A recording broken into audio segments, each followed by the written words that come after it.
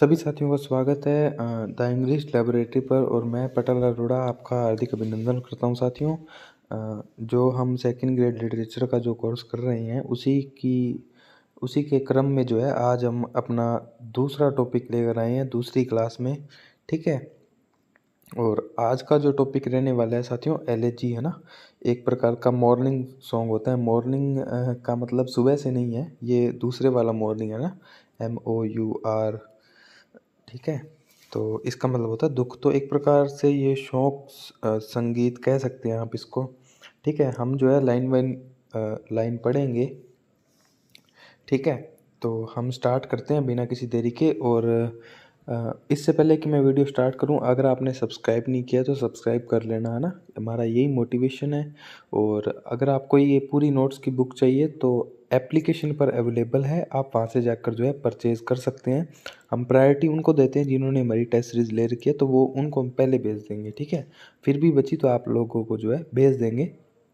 Otherwise कैसे भी करके प्रोवाइड करवाने की कोशिश करेंगे। ठीक है। तो चलिए स्टार्ट करते हैं। Elegy is a kind of poem और सॉन्ग ऑफ एलेजियक कपलेट। ठीक है। एक प्रकार से जो दुख से भरी ये जो कविता होती है ना, कपलेट का मतलब होता है दो लाइनों का जो होता है ना, दोहा। ठीक है। Praise of deceased written on honour and praise, ये जो है किसी के सम्मान में, किसी की प्रशंसा करने के लिए जो है लिखी जाती है।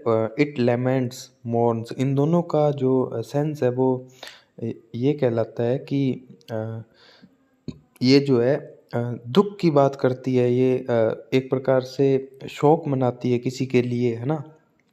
Speech at funeral it called dirge but after that the lament song is elegy. जो संस्कार, फ्यूनरल का मतलब होता है संस्कार, जो संस्कार पर जो भाषण या फिर जो भी शोक जो व्यक्त किया जाता है उसको हम डर्ज बोलते हैं। मैं इसको हाईलाइट करना भूल गया। ठीक है। लेकिन जब उसकी डेथ हो जाए किसी पर्टिकुलर इंसान की, ठीक है, उसके बाद जो है हम लेमेंट कर रहे हैं, विलाप कर रहे हैं, तो वो एलेजी कहलाता है। The word elegy is derived from the word elegeia. ठीक है। ये जो शब्द है एलेजियस से लिया गया है। आप देख पा रहे होंगे बोल्ड कर रखा है, प्रॉपर इन्वर्टेड कॉमा में है। Which means songs of bereavement sung along with flute. एक प्रॉपर फ्लूट, एक प्रॉपर रिदम के साथ जो है इसको गाया जाता है। ठीक है। Introduced in 16th century with elegy written in country churchyard by Thomas Gray। तो थॉमस ग्रे जो व्यक्ति हैं, है ना, इसको आप इम्पोर्टेंट लगा लीजिएगा। जो 16th सेंचुरी है, उन्होंने थॉमस ग्रे भाई साहब ने इनको जो है इंट्रोड्यूस किया था, पहचान दिलाई थी, है ना। उन्होंने लिखा था elegy written in country churchyard. Okay, important है। Elegy is a pensive in mood, है ना, एक प्रकार से निराशावादी इसका जो है मूड होता है। एंड रिफ्लेक्टिव, है ना, प्रकाशित करती है। नॉस्टैल्जिक, है ना, विषाद दिखाती है। एंड मेलनकोलिक पोएम, और दुख विलाप की ये जो है पोएम होती है। फीचर्स क्या होते हैं किसी एलिजी के साथियों? It starts with invocation of the muse, then traditional mythology. Invocation of the muse, अगर मैं इस पर बात करना चाहूँ तो मैं इस पर 10 से 15 मिनट ले सकता हूँ, लेकिन अपने जो है एक प्रॉपर रिवीजन कर रहे हैं तो मैं ज़्यादा तो नहीं कहूँगा। इन्वोकेशन ऑफ द म्यूज़ होता है कि जो इस चीज़ को, किसी वर्क को कंपोज कर रहा है, लिख रहा है, तो वो भगवान से शक्ति मांगता है कि मुझे जो है इतनी शक्ति देना कि मैं इस वर्क को कंप्लीट कर सकूँ। यही कहलाता है इन्वोकेशन ऑफ द म्यूज़। ठीक है। आह्वान करना। It involves poet in the first person, ये जो है फर्स्ट पर्सन में लिखी जाती है। इंपॉर्टेंट लगा लेना साथियों।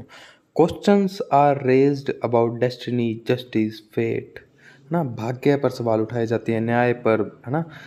इसका मतलब है कि जो व्यक्ति चला गया उसके बारे में शोक करते हैं कि उसके साथ भगवान ने अन्याय क्यों किया, है ना। तो ये सब बातें हैं।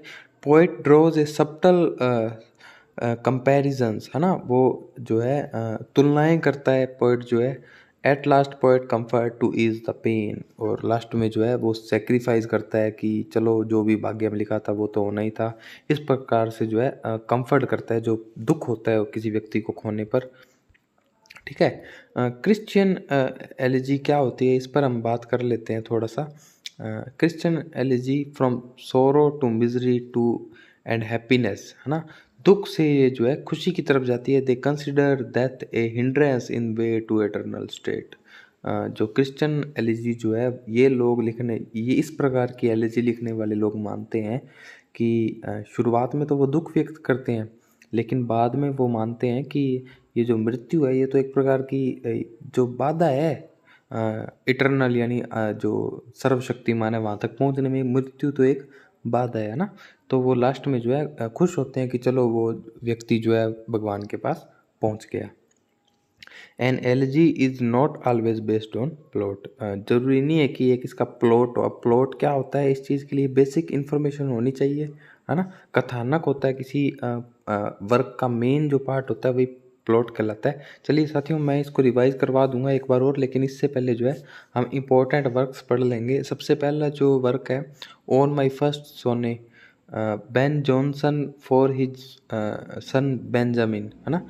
आप इसको सन ही कह सकते हैं, ऑन माई फर्स्ट, ठीक है। सोने को जो आप कैसे भी प्रोनाउंस करें, it doesn't matter, but it does matter that you must know that कि ये जो है बेन जॉनसन द्वारा लिखी गई एक एलिजी है कि, और उसने अपने बेटे बेंजामिन के लिए ये लिखी थी, ठीक है।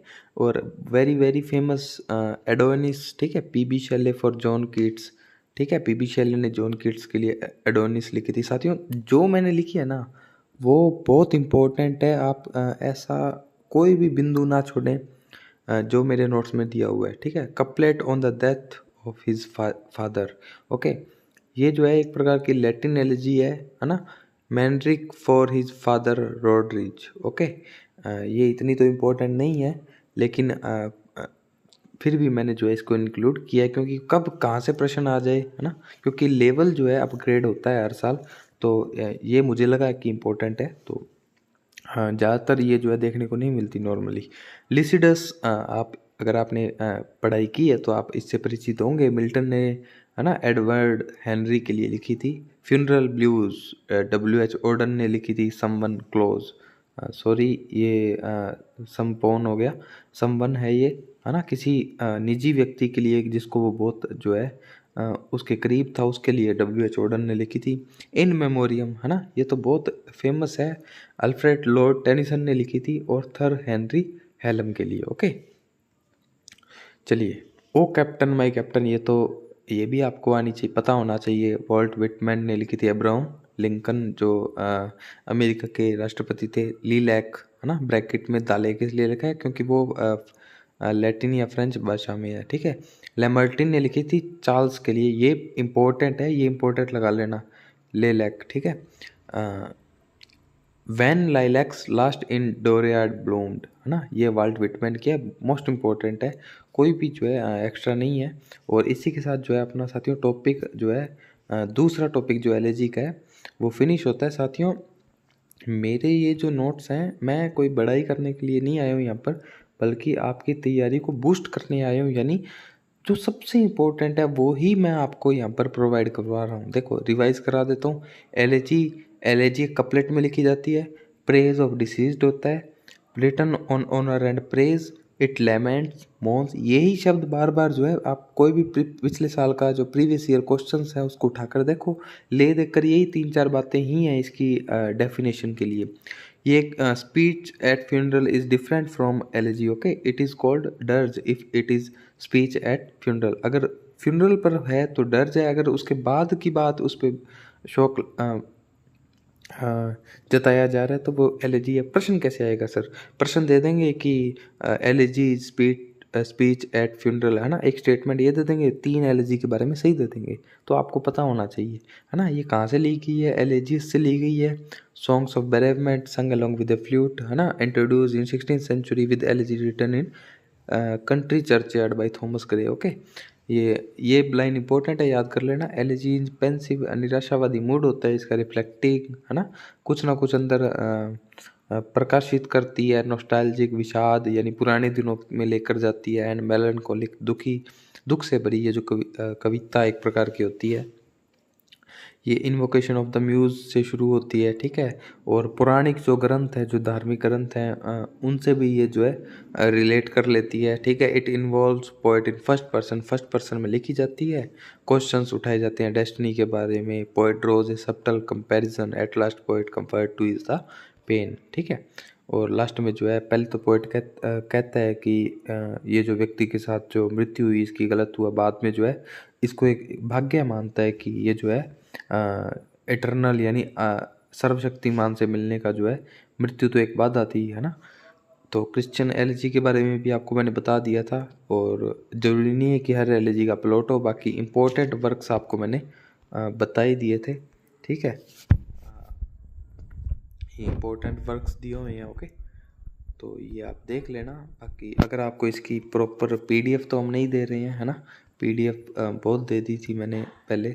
अब आप जो है पूरी बुक ले सकते हैं। आप एप्लीकेशन द इंग्लिश लेबोरेटरी पर जो है ऑर्डर कर देना, ठीक है।